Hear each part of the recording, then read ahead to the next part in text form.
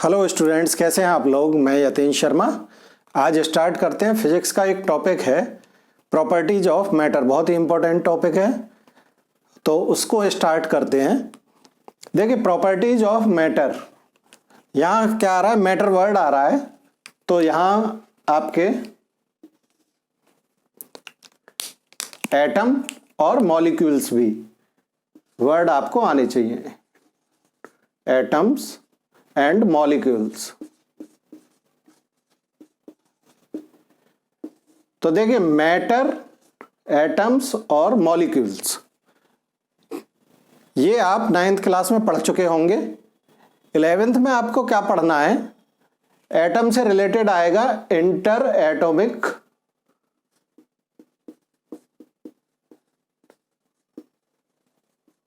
Atomic forces, और molecule से related आएगा इंटर मॉलिक्यूलर फोर्सेस।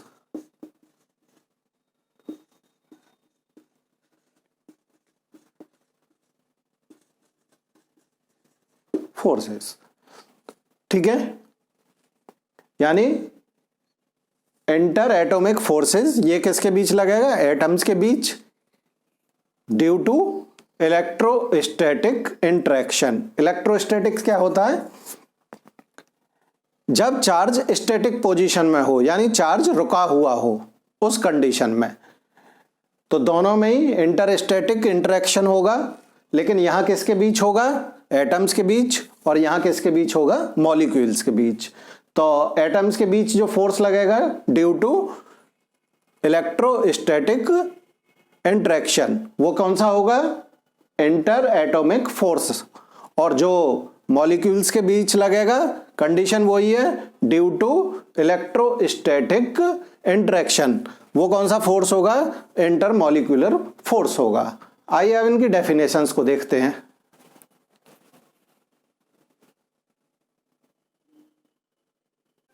तो देखिए, अब डेफिनेशन पे आते हैं। इंटर एटॉमिक फोर्स की डेफिनेशन क्या है। इंटर एटॉमिक फोर्सेस क्या होते हैं, the forces between the atoms due to electrostatic interaction between the charges of the atoms are called as interatomic forces. Interatomic forces कौन से forces होते हैं, जो इलेक्ट्रोस्टैटिक इंटरेक्शन के कारण किनके, एटम्स के चार्जेस पे के बिटवीन अप्लाई होते हैं, तो उनको कहते हैं इंटर एटॉमिक फोर्सेस। अगर यहीं एटम की जगह मॉलिक्यूल्स कर दोगे, जहां भी एटम आ रहा है मॉलिक्यूल कर दोगे, तो वो इंटर मॉलिक्यूलर फोर्सेस की डेफिनेशन बन जाएगी। तो इंटर मॉलिक्यूलर फोर्सेस की डेफिनेशन क्या होगी, the forces between the molecules due to electrostatic interaction between the charges of the molecules are called as intermolecular forces. तो मैंने इसकी डेफिनेशन लिखी नहीं है, यहीं चेंज कर लेंगे, बिल्कुल यही डेफिनेशन है। जहां भी एटम आ रहा है, एटम की जगह क्या लिख देंगे, मॉलिक्यूल्स। जहां एटम आ रहा है तो मॉलिक्यूल्स, यहां मॉलिक्यूल्स, और इंटर एटॉमिक की जगह क्या हो जाएगा, इंटर मॉलिक्यूलर फोर्सेस।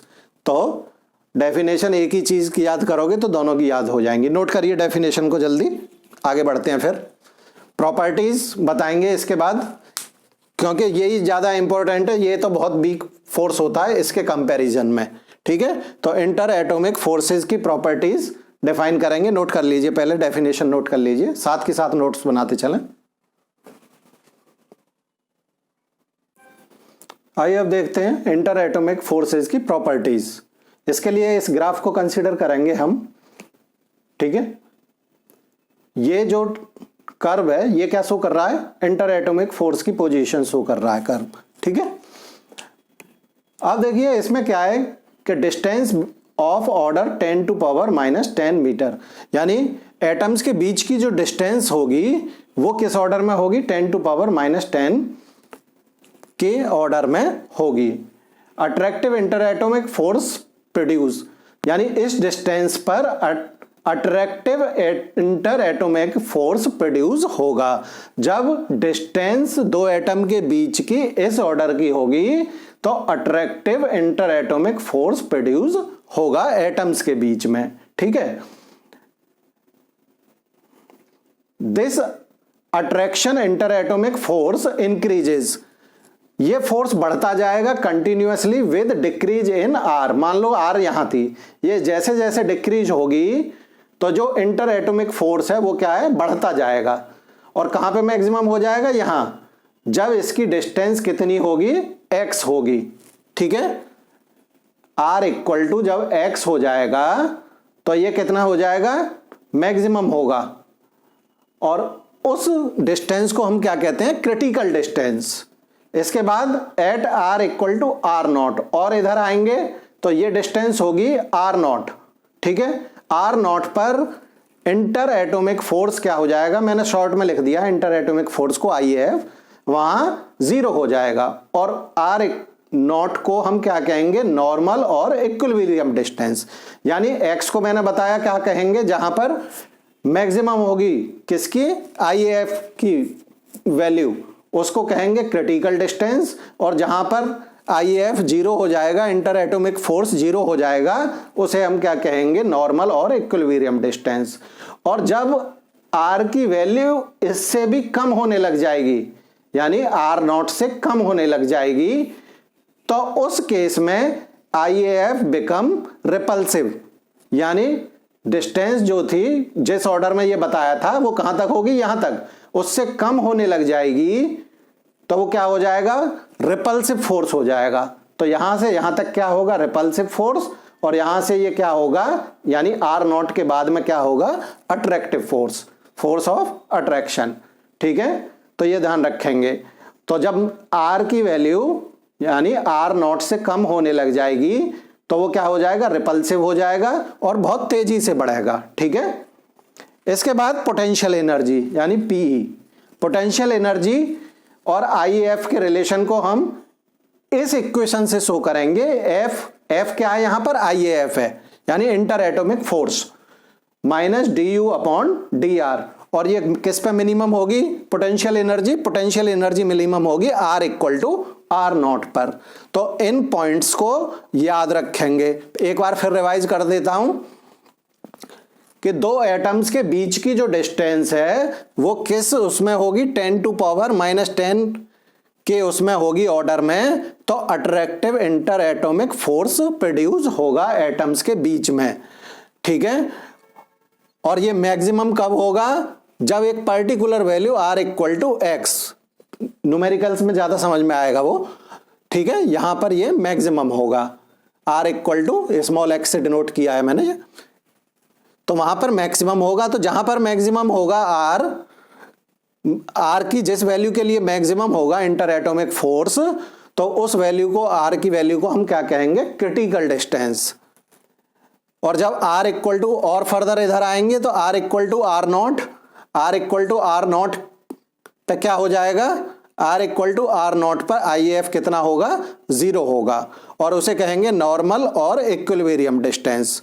और जब डिस्टेंस r जो है r नॉट से कम होगा तो फोर्स कैसा हो जाएगा, एटम्स के बीच में रिपल्सिव फोर्स हो जाएगा, फिर वो एक दूसरे को रिपल करने लगेंगे और बहुत तेजी से बढ़ेगा। फिर आगे आते हैं कि पोटेंशियल एनर्जी और IAF का रिलेशन किससे डिनोट किया जाएगा, F equal to minus DU upon DR से।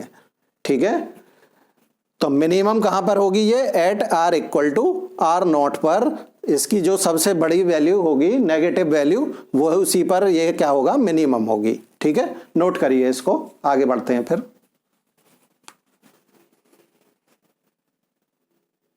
और देखिए थोड़ा आगे और बढ़ते हैं, elastic property of matter. Elastic property of matter में यहां हमें दो वर्ड नए मिलेंगे, एक तो इलास्टिसिटी और एक प्लास्टिसिटी।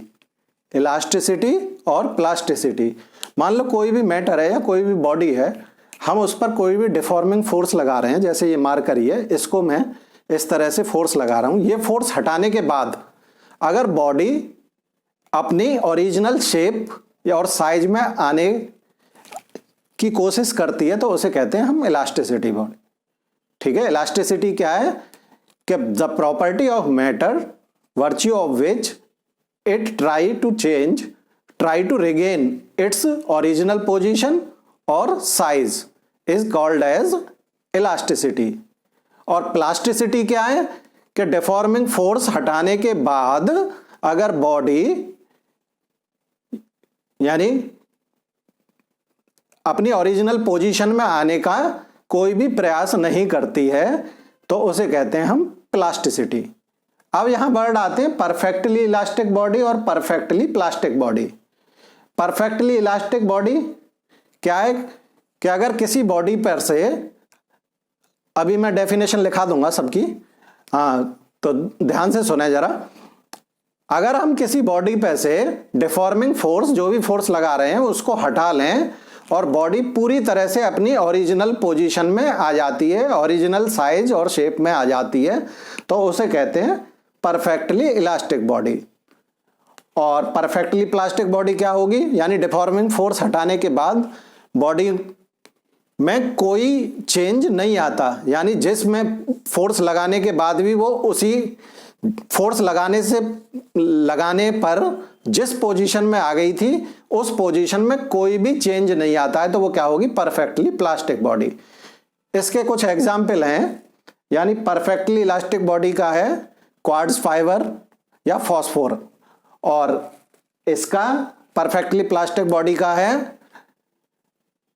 पैराफिन वैक्स ले सकते हैं या वेट क्ले ले सकते हैं। ठीक है, ये इसके एग्जाम्पल हैं। तो अभी मैं नोट कराता हूं इनकी डेफिनेशंस को। तो वैसे ये ध्यान रखेंगे कि इस दुनिया में पूरी तरह से ना तो कोई परफेक्टली इलास्टिक बॉडी है और ना ही कोई परफेक्टली प्लास्टिक बॉडी है, लेकिन हम कंसीडर कर लेते हैं।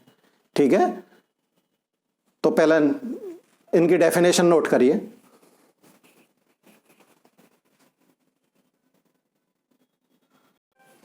देखिए, अब आते हैं इनकी डेफिनेशंस को देखते हैं। इलास्टिसिटी, इलास्टिसिटी क्या होती है, the property of matter virtue of which a body tends to regain its original shape and size after removal of deforming forces.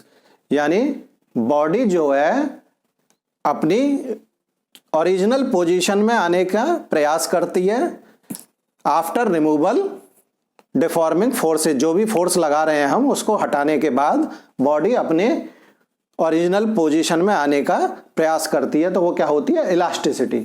अब यहीं पर प्लास्टिसिटी यहीं से निकालेंगे इसकी डेफिनेशन को। इसमें क्या लिखेंगे, the property of matter virtue of which a body tends to की जगह आ जाएगा does not regain its original shape and size after removal of deforming forces is called as plasticity। तो यहीं से डेफिनेशन निकाली हमने इसकी प्लास्टिसिटी की। इसी तरह से इस पे आते हैं perfectly elastic body. If on removal of deforming forces the body regain its original configuration completely is called as perfectly elastic body. यानी कोई भी बॉडी पे से अगर हम डिफॉर्मिंग फोर्स हटा लें और वो कंप्लीटली अपनी ओरिजिनल साइज में आ जाती है, ओरिजिनल पोजीशन में आ जाती है, तो उसे कहते हैं हम परफेक्टली इलास्टिक बॉडी। इसके एग्जाम्पल हैं क्वार्ट्ज फाइबर और फॉस्फोर।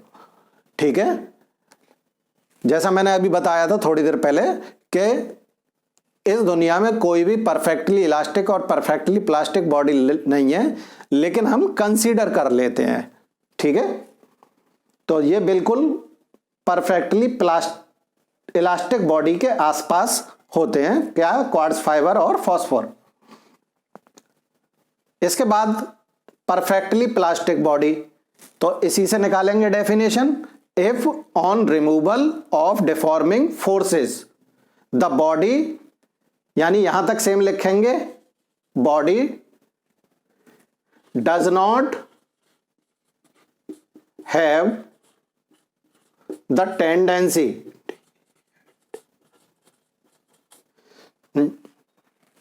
यानी if on removal of deforming forces the body does not have the tendency to regain its original configuration to regain its original configuration is said to be perfectly elastic की जगह क्या लगा देंगे, perfectly plastic body। और इसके example क्या होंगे, paraffin wax, मोम और वेट किले, गीली मिट्टी। ठीक है, ये इसके एग्जाम्पल होंगे। तो ये नोट करिए, फिर आगे बताते हैं। नोट्स बनाते रहिए, साथ के साथ नोट्स बन जाएंगे तो आपको रिवीजन करने में आसानी रहेगी। सारे नोट्स बनवा दूंगा आपके, आप सिर्फ साथ के साथ इसे करते चलें। वीडियो को पॉज करके या स्क्रीनशॉट लेके नोट्स बना लिया करें। ठीक है, बनाइए। देखिए कुछ डेफिनेशंस और हैं जिन्हें हम सीखेंगे। क्या है ये? रीजन ऑफ इलास्टिसिटी, इलास्टिसिटी का रीजन क्या है? On applying deforming forces, restoring forces developed. On removing deforming forces, these restoring forces bring the molecules to equilibrium position, यानी R equal to R naught की पोजीशन पे लाते हैं। Hence body regain its original position. OP का मतलब है यहाँ original position, मैंने short form में लिख दिया है। तो क्या कह रहा है ये कि जब भी हम डिफॉर्मिंग फोर्सेज अप्लाई करते हैं किसी बॉडी पे तो उसके अंदर रिस्टोरिंग फोर्सेस प्रोड्यूस हो जाते हैं, डेवलप हो जाते हैं। और जब हम उन डिफॉर्मिंग फोर्सेस को हटाते हैं तो वो रिस्टोरिंग फोर्सेस मॉलिक्यूल्स को क्या करते हैं, इक्विलिब्रियम पोजीशन पे लाने का प्रयास करते हैं। यानी R equal to R naught, जो मैंने कर्व में बताया था, ग्राफ में बताया था, उस पोजीशन पे लाते हैं जहां IAF क्या हो जाता है, 0 हो जाता है। तो hence body regain its original position, तो बॉडी अपने ओरिजिनल पोजीशन में पहुंच जाती है। ठीक है। दूसरा है इलास्टिक लिमिट। इलास्टिक लिमिट क्या है? The maximum deforming force up to which a body retains its property of elasticity is called EL। EL का मतलब इलास्टिक लिमिट। क्या मतलब है? द मैक्सिमम डिफॉर्मिंग फोर्स, यानी वो मैक्सिमम डिफॉर्मिंग फोर्स जहां तक बॉडी अपनी इलास्टिक प्रॉपर्टी को रिटेन रखती है। यानी एक मैक्सिमम, एक ऐसा फोर्स जिस लिमिट तक बॉडी अपनी इलास्टिक प्रॉपर्टी को रिटेन रखती है और उसके बाद वो उसे रिटेन नहीं रख पाती, तो वो लिमिट कहलाती है इलास्टिक लिमिट। अब एक चीज ध्यान देने वाली बात है यहां, इलास्टिक लिमिट जो प्रॉपर्टी होती है वो किसकी होती है? बॉडी की होती है। लेकिन इलास्टिसिटी जो प्रॉपर्टी होती है वो किसकी होती है? मैटर ऑफ बॉडी, यानी बॉडी जिस मैटर से बनी हुई है उसकी प्रॉपर्टी होती है इलास्टिसिटी। और इलास्टिक लिमिट किसकी प्रॉपर्टी होती है? इलास्टिक लिमिट प्रॉपर्टी होती है किसकी? बॉडी की प्रॉपर्टी होती है। ठीक है, ये ध्यान रखेंगे। ऑब्जेक्टिव क्वेश्चन कभी कभी पूछ लेता है इस पे। फिर आते हैं इलास्टिक फटीग। इलास्टिक फटीग क्या होता है? The temporary loss of elastic properties due to alternating deforming forces is called as elastic fatigue, is called as elastic fatigue. यानी temporary loss in elastic properties due to alternating deforming forces, यानी किसी चीज को use करते करते, deforming forces लगाते लगाते उसकी इलास्टिक प्रॉपर्टी में टेम्परेरी लॉस होता है। ठीक है, जैसे ब्रिज होते हैं, आप कभी किसी लंबे ब्रिज से गुजरे हों, अगर उस पर कोई भारी वाहन जा रहा है तो वो क्या करना है, इस तरह से उसमें इलास्टिक प्रॉपर्टी होती है ब्रिज में। ठीक है, तो इसीलिए जब ब्रिज को लॉन्ग टाइम यूज करते करते हो जाता है तो उन्हें क्या है, डिक्लेयर को घोषित कर दिया जाता है अनसेफ उनको, यानी bridges are declared unsafe after a long use. किसके कारण? Temporary loss in elastic property, यानी इलास्टिक फटीग के कारण। दूसरा एग्जाम्पल है कि जो वेट करने की मशीन आती हैं उनमें स्प्रिंग्स लगी होती हैं, तो उन स्प्रिंग उनको भी यूज करते करते उनमें भी क्या हो जाता है, टेम्परेरी लॉस यानी इलास्टिक फटीग। तो वो क्या है, गलत रीडिंग देने लगती है, रॉन्ग रीडिंग देने लगती है। Spring balance shows wrong readings after a long use, after a long use. ठीक है, उसके बाद अगर आप कोई वायर लें और एल्युमिनियम वायर लें या कॉपर वायर लें या आयरन वायर लें और उसे इस तरह से बार बार वो करेंगे तो एक कई बार करने पर वो क्या हो जाता है, टूट जाता है, तो उसकी भी इलास्टिक प्रॉपर्टी में लॉस होता है, टेम्परेरी लॉस, जिसके कारण वो ब्रेक हो जाता है। तो we are able to break the wire by repeated bending. Okay, तो ये नोट करिए यहां तक। इसके बाद एक और है, ये है elastic after effect. Elastic after effect क्या होता है? The time delay in which the substance regain its original condition after removal of deforming force is called as elastic after effect. यानी किसी बॉडी पे से अगर हम डिफॉर्मिंग फोर्स को हटा लें तो उसमें जो टाइम लगता है अपनी ओरिजिनल पोजीशन तक पहुंचने में, उसे कहते हैं हम इलास्टिक आफ्टर इफेक्ट। ठीक है, तो जो परफेक्टली इलास्टिक बॉडी होती है, जैसे मैंने बताया था क्वार्ट्ज और फॉस्फोर ब्रॉन्ज, इनमें तो ये टाइम नेग्लिजिबल होता है, ना के बराबर लगता है, तुरंत हो जाती है। डिफॉर्मिंग फोर्स हटाने के बाद तुरंत ये अपने ओरिजिनल पोजीशन में आ जाती हैं। लेकिन फाइबर ग्लास फाइबर जो होता है उसमें बहुत ज़्यादा टाइम लगता है, तो उसमें ये सबसे ज़्यादा होता है और नेग्लिजिबल होता है इसमें क्या, इलास्टिक आफ्टर इफेक्ट। तो इन डेफिनेशंस को नोट करके एक बार समझें, और समझ में ना आए तो कमेंट बॉक्स में मेरे से पूछ सकते हैं मैसेज करके। ठीक है, तो ये हुआ। अब इसके बाद हम स्टार्ट करेंगे स्ट्रेस एंड स्ट्रेन, और उसके बाद आएगा तो आपका young models, bulk models, modulus of rigidity, ये होंगे। और इन्हें करने के बाद हम इस चैप्टर के न्यूमेरिकल करेंगे। ठीक है, तो ये तो फर्स्ट पार्ट है इसका, प्रॉपर्टीज ऑफ मैटर का। फिर आगे इसमें पढ़ेंगे सरफेस टेंशन, वो अगले पार्ट में पढ़ेंगे। ठीक है, तो यहाँ तक नोट करिए।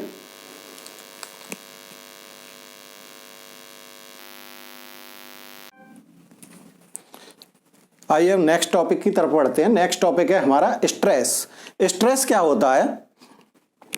The internal restoring force acting per unit area of cross section of the deformed body is called as stress. यानी फोर्स पर यूनिट एरिया होता है।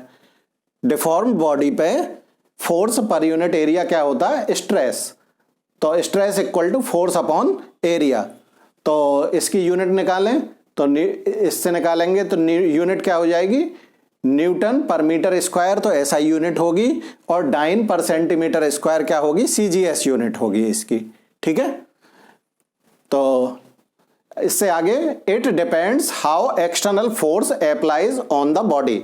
यानी स्ट्रेस किस पर डिपेंड करता है कि how external force apply on body, body पर एक्सटर्नल फोर्स किस तरह से लगाया गया है। तो यहां इसके दो पार्ट होंगे, एक तो नॉर्मल स्ट्रेस और एक शियर और टेंजेंशियल स्ट्रेस। ठीक है, तो दो पार्ट पढ़ेंगे यहां हम, नॉर्मल स्ट्रेस और टेंजेंशियल और शियर स्ट्रेस। अब नॉर्मल स्ट्रेस क्या होता है? Force applied is normal to the surface of body. यानी अप्लाइड फोर्स जो है वो बॉडी के सरफेस के नॉर्मली लगाया गया, नॉर्मल ही लगाया गया है, सरफेस पर परपेंडिकुलर लगाया गया है, तो वो क्या होगा? नॉर्मल स्ट्रेस होगा। और ये फर्दर दो पार्ट में डिवाइड होगा। क्या होगा? एक तो लॉन्गिट्यूडनल स्ट्रेस और एक होगा बल्क और वॉल्यूम स्ट्रेस। ठीक है, यानी स्ट्रेस क्या था? स्ट्रेस है फोर्स पर यूनिट एरिया। किस पे डिपेंड करता है? जो एक्सटर्नल फोर्स लगाया गया है बॉडी पर, ये उस पर डिपेंड करता है। तो ये कितनी तरह का हो गया? दो तरह का, यानी नॉर्मल स्ट्रेस और शियर और टेंजेंशियल स्ट्रेस। नॉर्मल स्ट्रेस क्या होता है? जब फोर्स बॉडी पे नॉर्मली लगाया जाता है, परपेंडिकुलरली लगाया जा रहा है, तो वो क्या होगा? Normal stress. ये फिर से दो तरह का होता है, एक तो लॉन्गिट्यूडनल स्ट्रेस और एक बल्क और वॉल्यूम स्ट्रेस। ठीक है, तो लॉन्गिट्यूडनल स्ट्रेस क्या होता है? डीएफ का मतलब है यहाँ डिफॉर्मिंग फोर्स। तो deforming force applied parallel to the length of the, यानी deforming force applied parallel to the length of the body and causes increases in length. तो डिफॉर्मिंग फोर्स जब बॉडी की लेंथ के पैरेलल लगाया जाता है, और इससे क्या इंक्रीज हो जाती है? लेंथ इंक्रीज हो जाती है। दूसरा, क्रॉस सेक्शनल एरिया, जो इसमें कैलकुलेशन में एरिया लेंगे, यानी लॉन्गिट्यूडनल स्ट्रेस में कैलकुलेशन के लिए जो हम एरिया चूज करेंगे वो कौन सा होगा, cross sectional area of the body होगा। ठीक है, इसके बाद आता है अगर लेंथ, यहां बताया था लेंथ चेंज हो जाएगी, तो अगर इंक्रीज इन लेंथ है तो वो होगा टेंसाइल स्ट्रेस, और डिक्रीज इन लेंथ है तो वो होगा कंप्रेशन स्ट्रेस। ठीक है, ये ध्यान रखेंगे। उसके बाद आता है बल्क और volume stress. It occurs in all 3 states SLG, यानी ये तीनों स्टेट्स में हो सकता है। SLG का मतलब सॉलिड, लिक्विड एंड गैसेस। ठीक है, शॉर्ट फॉर्म में लिख दिया मैंने, जगह थोड़ी कम है इस पे। इसमें क्या है कि deforming force normal to the surface at all points, यानी जो डिफॉर्मिंग फोर्स है बॉडी के सभी पॉइंट्स के नॉर्मल होगा, and equal to change in pressure, और किसके बराबर होगा, चेंज इन प्रेशर के बराबर होगा, because change in pressure is responsible for change in volume, क्योंकि अगर प्रेशर चेंज होगा तो वॉल्यूम भी चेंज हो जाएगा। ठीक है, तो ये आया हमारा। एक बार फिर से देख लें इसको, यानी स्ट्रेस क्या होता था, force per unit area. SI unit क्या है, न्यूटन पर मीटर स्क्वायर। CGS यूनिट क्या है, डाइन पर सेंटीमीटर स्क्वायर। स्ट्रेस किस पे डिपेंड करता है, how external force applied on the body, उस पर डिपेंड करता है। तो ये 2 तरह का होता है, नॉर्मल स्ट्रेस और टेंजेंशियल और शेयर स्ट्रेस। ठीक है, नॉर्मल स्ट्रेस क्या होता है, when applied force normal to the surface of the body. तो ये फिर से 2 तरह का होता है, लॉन्गिट्यूडनल स्ट्रेस और बल्क और वॉल्यूम स्ट्रेस।